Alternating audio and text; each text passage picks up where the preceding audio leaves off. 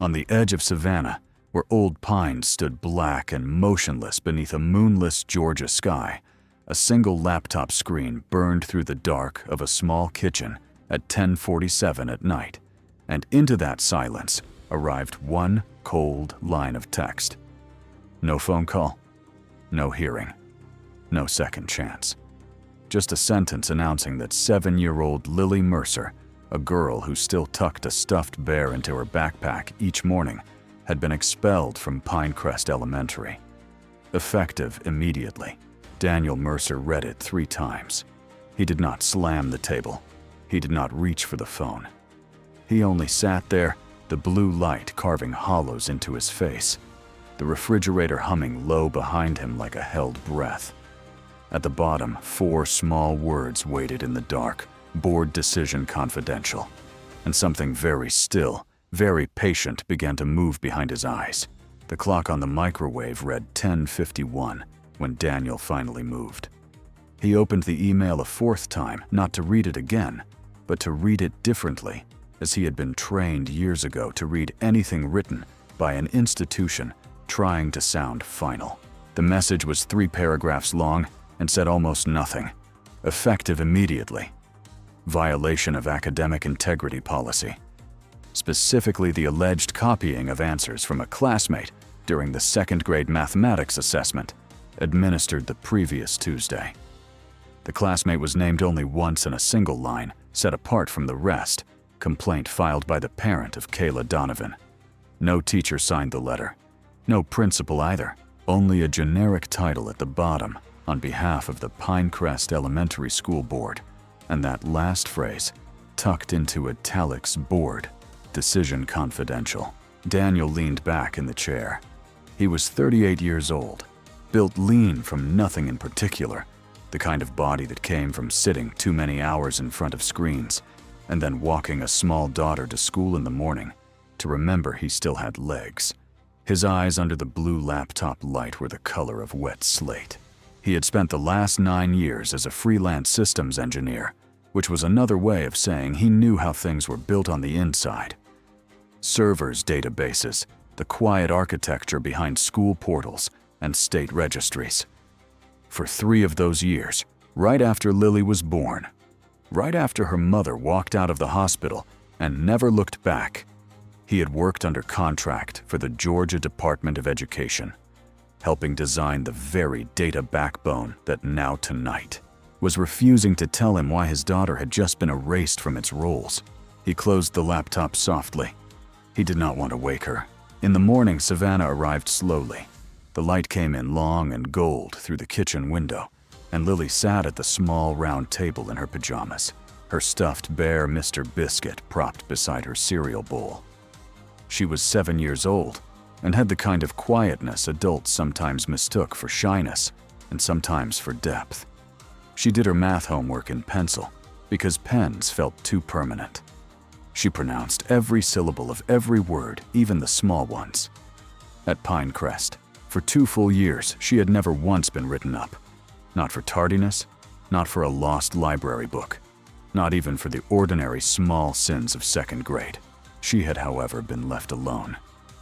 There was a clique of girls in her class, Kayla Donovan, and 3 others, who had decided somewhere around October that Lily did not belong. They had never said the word. They had simply closed the circle the way adults close doors, and Lily had stopped trying to push it open. She had started bringing Mr. Biscuit to school instead. Daniel set a plate of toast in front of her. He had not slept. "Sweetheart," he said, and sat across from her. She looked up. She had known the way children know from the moment she saw his face. "Did I do something wrong, Dad?" It was the way she asked it that went through him. Not scared, not defensive, just a small, steady, careful question, as if she were already trying to make it easier for him to say yes. "No," he said. "You didn't do anything wrong." She waited. She was 7, but she knew the shape of an unfinished sentence. "Something happened at school," he told her. "It's not fair, and I am going to fix it." She nodded once like she believed him and took a small bite of toast. In that moment, Daniel understood for the first time in his life that there was a version of love that did not feel soft at all. Afterward, when the house was quiet again, he came back into the kitchen and opened the laptop. He typed the name Kayla Donovan into the parent portal of the district directory. The girl's file opened in the usual format, grade homeroom emergency contact, and at the bottom, in the small field labeled Guardian, a name sat waiting for him. Patricia Donovan. He recognized the name before the screen even finished loading. Patricia Donovan was the chair of the academic committee of the Chatham County Board of Education. She was the board's loudest voice on student conduct, the signature on the last 4 newsletters sent to every parent in the district, the face that smiled carefully from the top of the county website. Her number was unlisted. Her husband was a real estate attorney in Savannah. Her daughter was in Lily's class. Daniel stared at the name until the screen dimmed on its own. Then he did what a calmer version of him would have done. He drafted a polite email to the school principal, requesting the disciplinary record, the test in question, and the name of the teacher who had witnessed the alleged incident. He rewrote it 3 times. He did not send it, because he already knew from years of training that a polite email was exactly what Patricia Donovan was waiting for. A polite email was the first step of the process she had already engineered to fail the quiet paperwork road that ended every time in a locked filing cabinet and a mother who had learned too late to walk away. He closed the draft. He walked once around the small kitchen, past the toast crumbs and the empty cereal bowl, and Mr. Biscuit still sitting on the table where Lily had left him. Then he sat back down, opened a terminal window, and began to type. No lawyer, no press, no calls for help. Just him and the machine, and a daughter upstairs who had asked him over a piece of toast if she had done something wrong.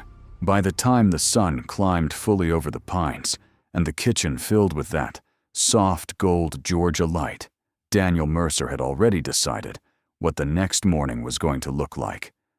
The decision did not announce itself. It simply settled into him, the way a temperature drops quietly and all at once. He began with the email. Every message sent through the Chatham County District passed through a single routing server in Atlanta, a server whose architecture he had personally diagrammed on a whiteboard, in a conference room he could still smell if he closed his eyes. Legitimate mail carried a small invisible trail, a relay signature, an origination stamp, a sequence of handoffs. Daniel opened the raw headers of the expulsion email and read them line by line the way a locksmith reads a cheap pick. The message had not come through the district mail system. It had been generated from a local Outlook client inside a building that carried the board's domain and pushed directly into the external queue. There was no intake number, no routing audit, no automatic copy to the principal's inbox, which meant the principal had probably first read the email in whatever form it was handed to him, already finished, already signed, already beyond argument. And there, deep in the timestamps, was the detail that made Daniel lean forward. The draft had been created at 2:11 in the afternoon. The send button had not been pressed until 10:47 at night, 8 hours. Somebody had written the sentence that ended Lily's 2nd grade year, and then sat on it, waiting for the world to go to sleep. He opened a second window. The Georgia Department of Education ran its data backbone on a platform called STARS, a statewide student record system that a younger, thinner Daniel Mercer had spent 3 years hardening under a freelance contract that nobody on his departure had thought to revoke. He had not touched the system in 6 years. The login prompt came up without argument, his old password unchanged because nobody had ever asked him to rotate it, worked on the first try. The full weight of what he was doing sat on his chest for a long moment. He knew what it looked like from the outside. He also knew what Patricia Donovan's version of his daughter would look like. By Friday, a file marked closed a paragraph marked confidential. A small girl marked defective for the rest of her academic life. He thought of Lily upstairs with Mr. Biscuit and the uneaten crust of toast. He thought of the word fix Then he pressed enter. The system opened for him the way old houses open for people who grew up in them. Patricia Donovan had been careful. She had been so careful that her carefulness was itself the evidence. The current version of Lily's disciplinary record had been edited just under 24 hours ago from a workstation assigned to the Board of Education's administrative suite. 3 fields had been altered. The finding field originally marked pending review now read confirmed Tier 2 academic dishonesty. The witness field originally blank now read classroom teacher. The outcome field, which had been empty that morning, now read expulsion effective. Daniel scrolled further down into a subdirectory. Most people did not know existed the automatic nightly backup cache built into stars at his insistence years ago because he had not trusted the state's contractors to preserve the record of their own mistakes. The original version of the report sat there untouched. It had been written by Ms. Karen Whitley, second-grade classroom teacher at Pinecrest Elementary. 4 sentences long. It read in part, Student Mercer and Student Donovan were seated in adjacent desks during the Tuesday morning mathematics assessment. Allegation of copying made by Student Donovan after papers were collected.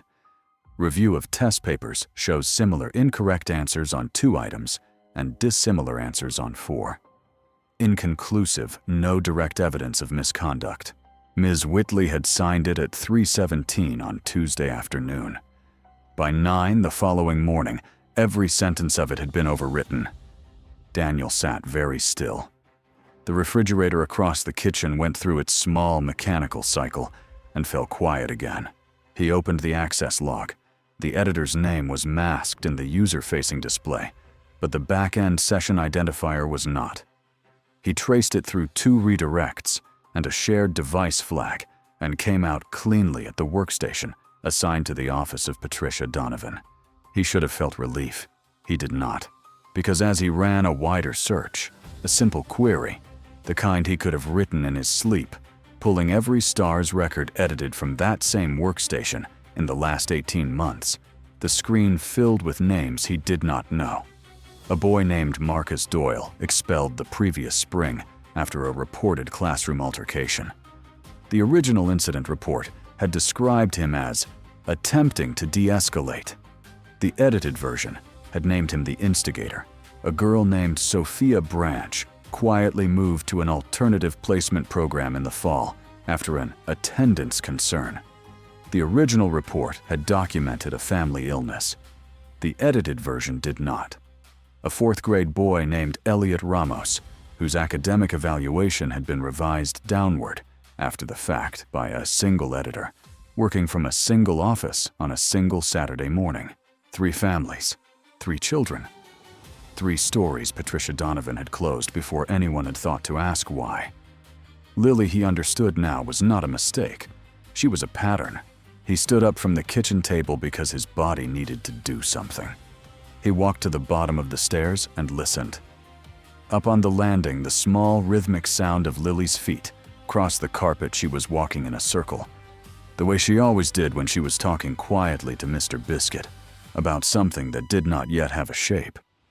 He stayed there at the foot of the stairs until the tightness in his throat eased, and then he went back to the laptop.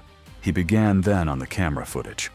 The district kept surveillance feeds in every classroom at Pinecrest, a post-pandemic installation funded by a state safety grant that Daniel in the contract years had briefly consulted on.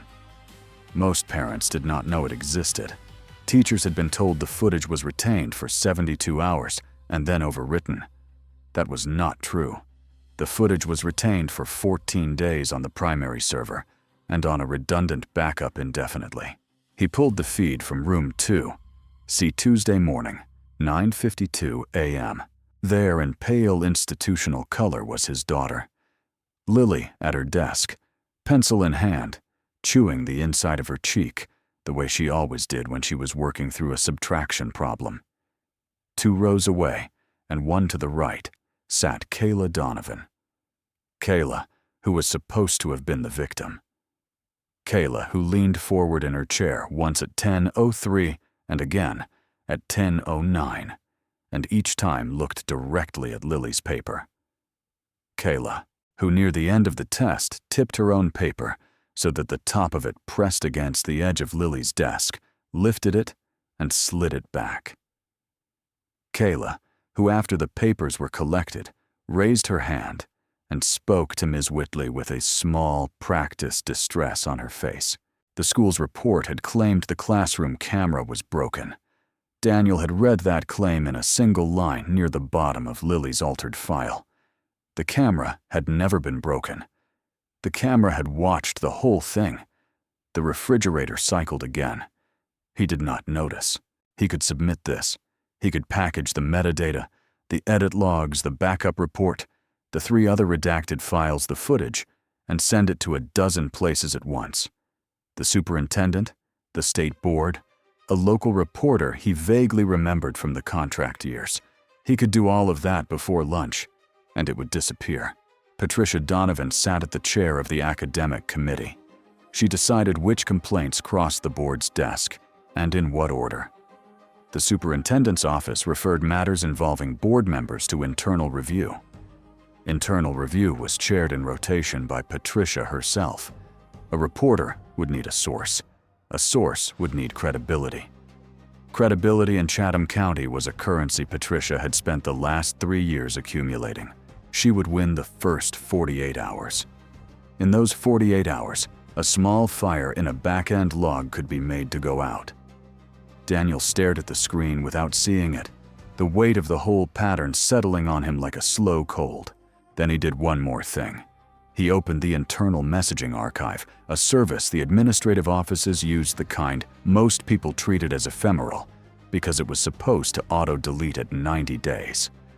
Auto-delete, in his experience, was almost always a user-facing feature, and almost never a true database behavior.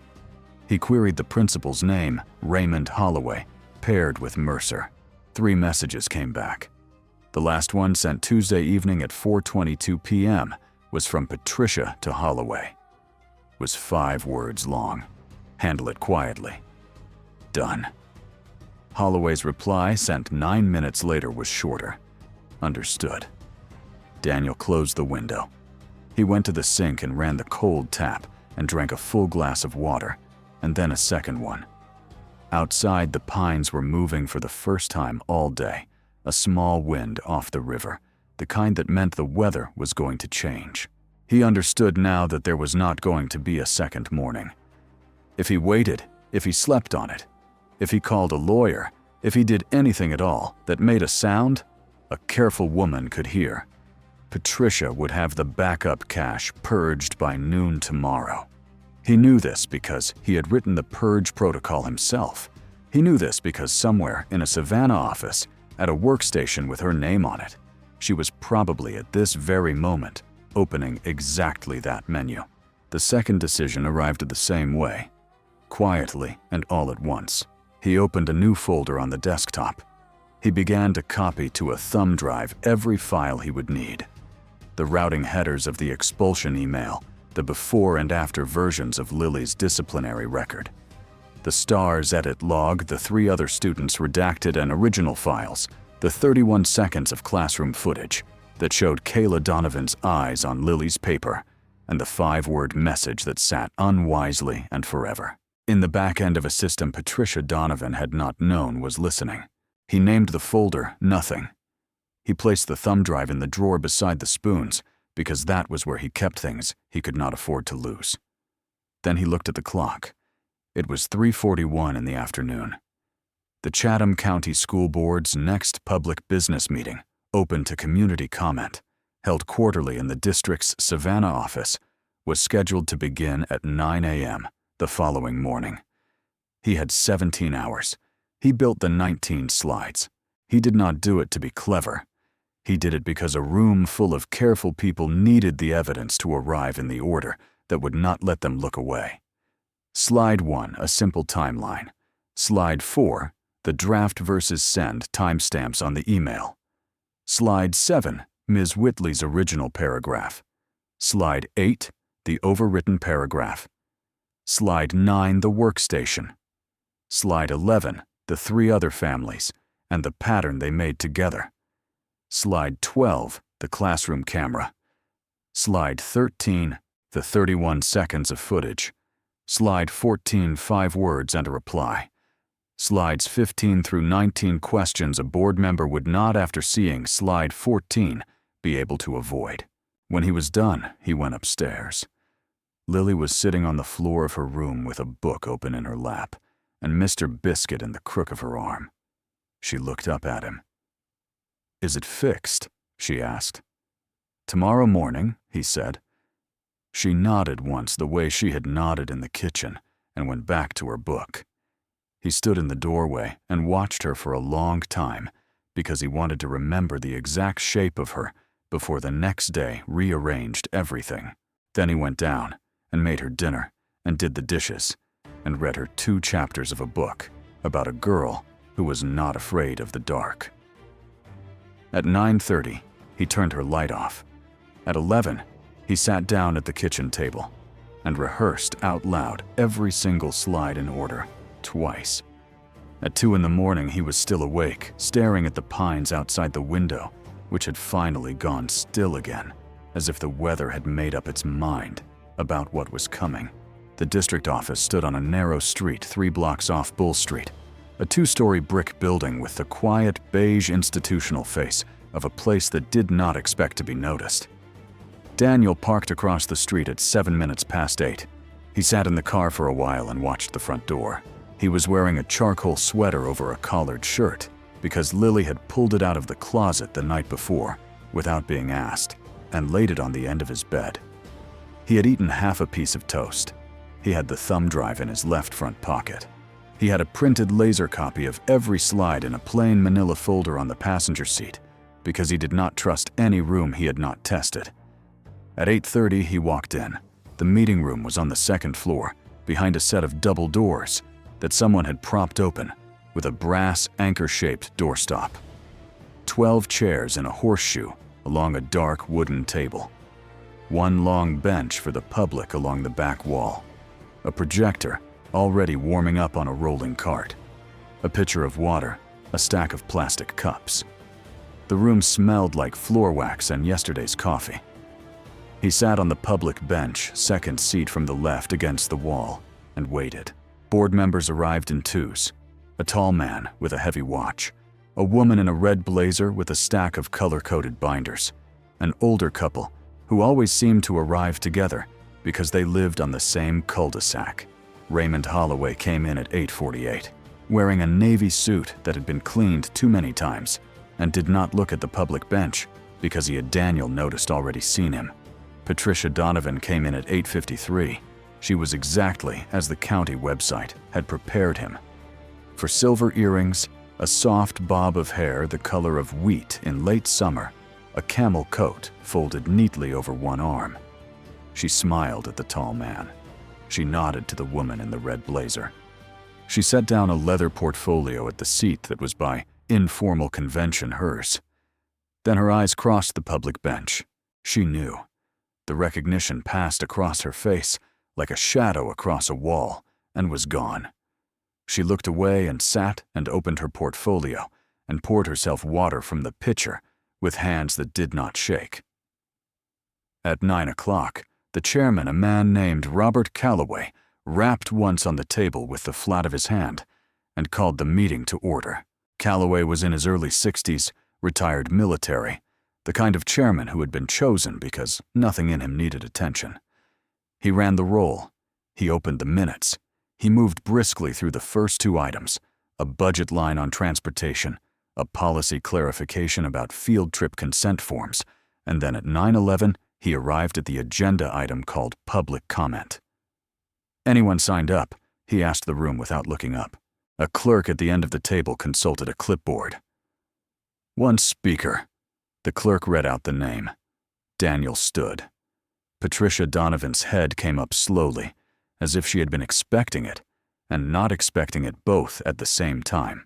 "I'd like to request a procedural objection," she said, before Daniel had taken a single step. Her voice was calm and pleasant. "Mr. Mercer is a parent in an ongoing disciplinary matter involving a family member of a sitting board member. I would like the record to reflect that I believe any public statement by him at this time in this forum would be inappropriate. Calloway looked at her. He looked at Daniel. He looked back at her. Mrs. Donovan, he said, with respect, the statute gives a parent 3 minutes at open session. I'm not inclined to take 3 minutes from a father whose name was on the sign-up sheet. 3 minutes, Daniel said from the aisle. Calloway gestured him forward. 3 minutes, Mr. Mercer. Daniel did not go to the small lectern at the side of the room. He went to the projector cart. Mr. Chairman, Patricia said sharper this time. He's authorized to use the 3 minutes we give every parent in this county, Calloway said. Let the man speak. Daniel plugged the thumb drive in. The projector blinked once, hummed, and threw a pale rectangle against the white wall behind the chairman's shoulder. Slide 1, a simple timeline. My daughter, Lily Mercer, is 7 years old, Daniel said. His voice was steadier than he had expected it to be. She was expelled from Pinecrest Elementary 2 nights ago at 10:47 p.m. by an email that arrived with no prior meeting, no hearing, no witness statement, and no appeal process. That is slide 1, he clicked. Slide 4, this is the metadata from that email. It was drafted at 2:11 in the afternoon from a workstation inside this building. It was held for 8 hours and 36 minutes and sent at a time designed to reach me after my daughter was asleep. Patricia reached for the picture. Click. Slide 7. This is the original disciplinary report written by Ms. Karen Whitley, my daughter's classroom teacher. 4 sentences. Her conclusion inconclusive, no direct evidence of misconduct. Click. Slide 8. This is the version of that same report currently in the student record system. The finding field was changed from pending review to confirmed academic dishonesty. The witness field was changed from blank to classroom teacher, a witness Ms. Whitley never agreed to be. The outcome field was changed from empty to expulsion. Click. Slide 9. The edit was performed from a workstation in the administrative suite of this building. The session identifier is on the screen behind me. The room had gone very still. Mr. Chairman, Patricia said, and her voice was no longer pleasant. This man is presenting what appears to be unauthorized access to a secure state database in an open session. I move that we suspend. 3 minutes, Mrs. Donovan, Cor. Calloway said without looking at her. Mr. Mercer has 2 minutes left. Continue. Click. Slide 11. This is not the first time, Daniel said. Over the last 18 months, this same workstation has been used to edit the records of 3 other students in Chatham County. Marcus Doyle, Sophia Branch, Elliot Ramos. In each case, the original report said one thing. The edited version said another. In each case, the family was told the decision had come from the board. The older couple on the cul-de-sac had stopped taking notes. Click. Slide 12. The school's position is that the classroom camera in room 2C was not operational on the day of the alleged incident. Slide 13 is 31 seconds of footage from that camera. He played it. Nobody in the room spoke for 31 seconds. The footage ended. Daniel clicked again. Slide 14. It held only 2 lines of text centered on a black background. Handle it quietly. Done. Understood. This message was sent at 4:22 p.m. Tuesday afternoon. Daniel said, from Mrs. Donovan to Principal Raymond Holloway.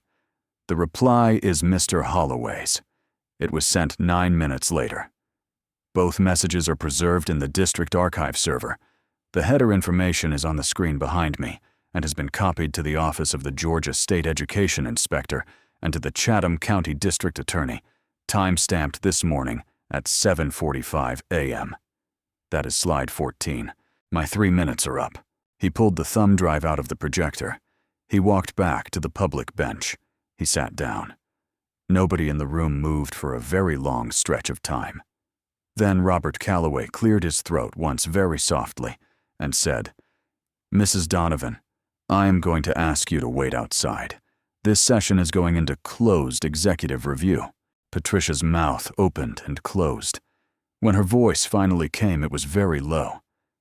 "This is not a hearing, Mr. Chairman. I will be consulting counsel by the end of the day." She stood. She gathered her portfolio in both hands, the way a person gathers something she is afraid of dropping. She looked once at the public bench at Daniel, and what was in her face was not anger anymore. It was the flat, inward expression of a person watching a ledger balance against her for the first time in many years. She walked out. The door closed behind her with the small final sound of a latch finding its groove. "Mr. Mercer," Calloway said, "I would like you to remain in the building for the next hour. Will you do that?" "Yes," Clerk Calloway said. "Please note in the minutes that public comment is suspended and that the board is moving into closed executive session to review material presented by a member of the public.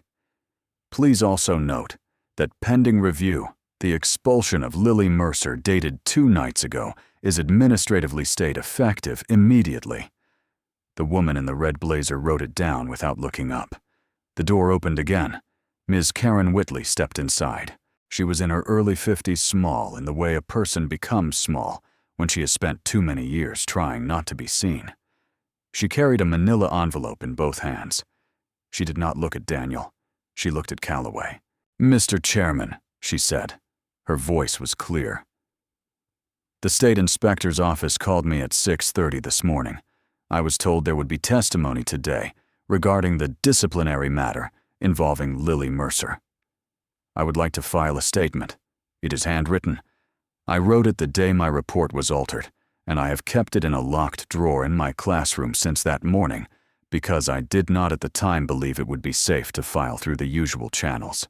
She laid the envelope on the table. "I also," she said, "have a copy of an email I sent to Principal Holloway 3 weeks ago asking to be informed before any further changes were made to any of my students' records. I did not receive a reply. That copy is inside the envelope as well." Calloway did not speak for several seconds. "Thank you, Ms. Whitley," he said. "The board appreciates your coming forward." "I should have come forward sooner," she said, "and I am aware that I did not." She stepped out.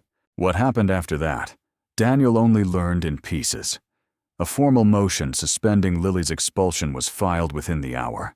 A letter from the Georgia Board of Education copied to the state education inspector arrived at the district office the following afternoon, placing Patricia Donovan on administrative leave, pending independent investigation.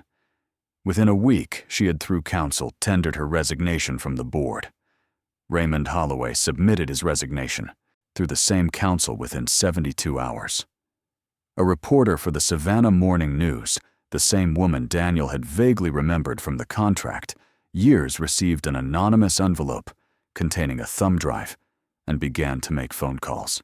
The Doyles called the district the Tuesday after that. The Branches called on Wednesday. The Ramos family, who had moved to Atlanta in the spring, called in from there. By the end of the following month, the office that had altered their children's records had been sealed for forensic review, and a new data governance committee had been convened at the direction of the Chatham County Board of Education. 2 of its 7 seats were assigned to parents. Lily went back to school on the Thursday following the board meeting. She carried Mr. Biscuit in the top flap of her backpack, as she always did.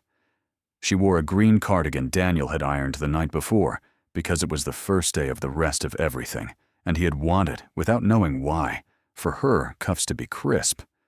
At the front gate, she turned and looked at him and gave him the small, measured nod she always gave, and then she walked in.